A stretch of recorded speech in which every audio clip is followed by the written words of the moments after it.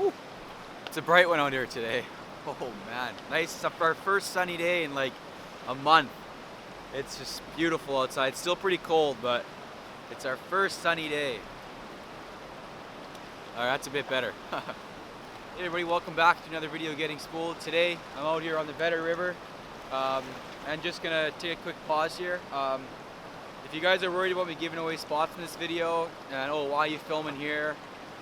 Don't worry about it. A lot of other YouTubers have filmed here, so I'm not the only one to film in this location. That is why I'm filming in this location too. And it's a good run to explain a lot of the techniques I'm going to be talking about today. So I hope you guys are going to enjoy this video.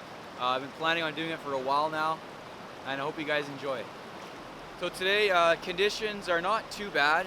The river blew out, I think it was about a week ago now, and it's on the fall. It's still a little high, and it's still pretty colored up. So I'm going to be throwing roe today. Well, you probably guess how big that is. Maybe a little bit bigger than a toonie size. And the reason I'm doing that, it's pretty clear. I just said it's not clear. Okay, the river's running pretty high, and it's pretty murky as well. It's got a lot of cloudiness to it, so I'm going to be upping my presentation to roe. Gives off scent, looks good in the water. It's pretty bright, so that steelhead can see it coming down into his face. A lot of the times, a lot of people like to fish beads. Yeah, they work as well. I just think roe's gonna be more effective right now because the water clarity and the water level, and also it produces really well. I got steelhead roe, which it works really well out here, and I fish with confidence with that. And if you're not fishing with confidence, then you got to change it up. And you know, if you're fishing with confidence, you're gonna be catching fish, and that's all I can say for that. And there's a lot of different baits that you can use out here. You can fish roe, beads, pink worms, jigs, Colorado blades. You can even swing spoons through runs. But my main focus today that I'm going to be talking about is float fishing for steelhead. So I'm just going to go through my setup in today's video, and I hope you guys enjoy it. So first things first, we're going to start at the top. My float. What do I use for floats? Right now I'm running a 20 gram float. You can go anywhere from 20 gram to 35 gram. A lot of the times I'll run 30s, 25s, depending on water level, of course. If it's faster water, deeper water, I'll go with a heavier float so I can use heavier weight to get my presentation down to the bottom as quick as possible. Speaking of weights, I like these egg weights. Egg weights I like the best. Try to get that to focus up for you. Two of those ones, they equal up perfect to the 20 gram here. If you want to go with a bit bigger float, add one or two more on there. And you want that water level sitting right. When you put your float in the water, you want that water sitting like right about there. You don't want your water level up there or down here. You want that nicely right below that chartreuse paint there.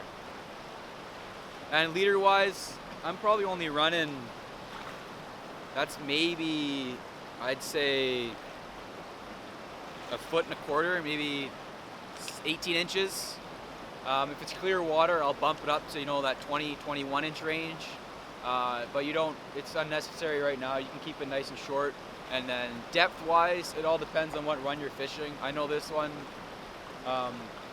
in lower water, I put my float at around like 3 feet.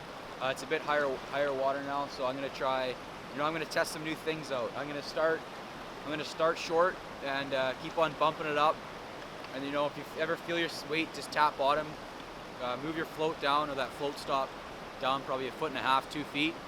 And depending on what you're using, my roe, it sinks a bit when it's floating in the water. So say if it's 4 feet deep, I'll set my bobber to 2 feet, and with my roe, it'll sink down another half foot. So I'll probably be a foot off the bottom, perfect right in that steelhead's face.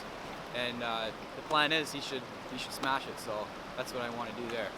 Rod wise, for my rod, should have started off with this first, but I like a bit longer rod. I got an 11'6". Nice action on it. It's nice and whippy with a really strong backbone if I got to turn that fish around in heavy current. The weight on it is 10 to 17 pound. I really like it. It's done the job. I've had it for a couple years now, and I've had no problems with it. Hooked and landed a lot of fish on it, which is good. Reel wise, I like to fish center pin. You can fish level wind, low profile, spinning reels. They all work, but I just find for myself, I like my center pin the best. And you guys probably noticed, yeah, I got no wooden handles on there right now. They flew off. I don't know how. Don't ask. But the Islander Steelheader, it's a great reel for me. It's a bit pricey for sure, but I really like it. It's got a good spin to it. You can go with a Milner, Akumas, they all do the trick. Just find whatever best works for you. I'm just sharing what works best for me. Okay, so the next thing I'm gonna talk about is what kind of run are you looking to fish? Are you fishing deep, slow moving water like guts? Are you fishing nice runs like this? Are you fishing little seams and slicks off of log jams, behind rocks, pocket water? Everything's different. You can pretty much use the same setup in all those different types of water. The main thing that you're probably gonna want to change is either your size of float and your weight, because if you're fishing really deep water, and say if it's fast, deep water, you want a heavier weight to get it down to them. Fishing shallow or clear water, you want to minimize that presentation as much as possible. So I'm thinking, I've even run 15-gram floats with just small little split shots and a little bead. But right now it's pretty murky. So I'm just going big. I know 20 gram isn't even that big, but I like fishing smaller presentations in general. Just get that nice sleek look at them. So again, say if you choose a run like this, so there's a run that starts. It starts up there, you got the headwater, and you got that main run there, the main fast current in the middle, and then there's a boulder right up there. And that's creating slower water where the steelhead are gonna sit. They're gonna sit all up and down that line. It's gonna be, I like catching them. I mean, I've caught them right in the fast water a few times. I've caught them a few feet off from shore, first light. Whatever, they can be anywhere in the run, but mainly I find them, they're just off that fast water. So if I was gonna cast here, it would be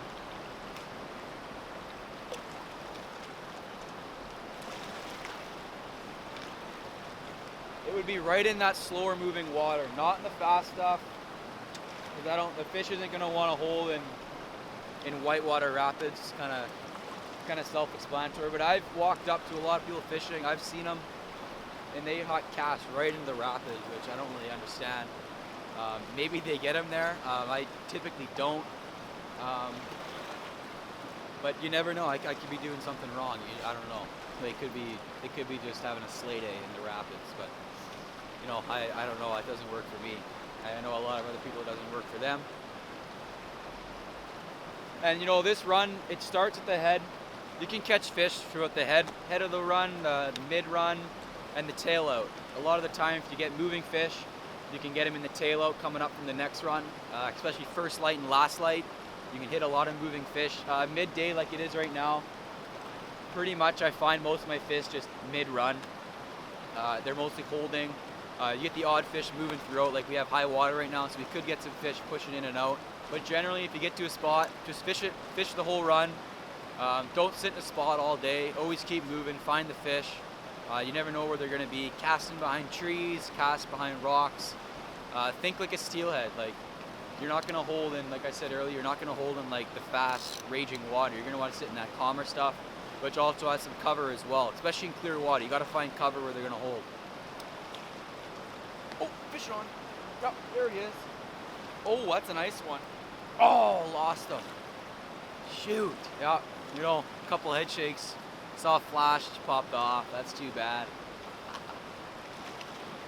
Alright, well that's going to finish off today's video. Hope you guys enjoyed. Hope you guys learned a couple tips and tricks on how to be more successful out here. And if you guys come out here, you fish all day, you don't catch anything, don't get discouraged. Like my first year steelheading, I only hooked one and I lost it within like 3 hooks or 3 head shakes. That was my first year out here. Even if it's your second, third, or fourth year and you're still kind of struggling, there are fish of 1,000 casts. You got to put in your time. You got to keep moving, keep finding spots. And it's another thing to help you guys out is if you're just starting like on a new river, say it's the Vedder or wherever you're going, pick a section of river, whether it's lower river, mid river, up river. Pick that section, fish it hard, pick it apart, fish every inch of that water, figure it out, and you're bound to run into one, and your float's bound to drop down. I know sometimes you think it's never gonna happen, but it will.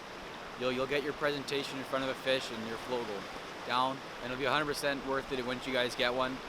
Definitely, I know it is for me. I've put many hours out here and not had a sniff. But when it does happen, it's great. Alright, so now to really end it off, I hope you guys enjoyed the video. Remember, if you guys want to pick out one of these hats, you guys want one of these hats, shoot me an email. I'll leave a link in the description below. I'll have also my email on the screen right now. And you know, guys, get out there, start fishing. It's a beautiful day. I know there's gonna be some good days ahead. Hope you guys enjoyed the video. Stay tuned for more to come.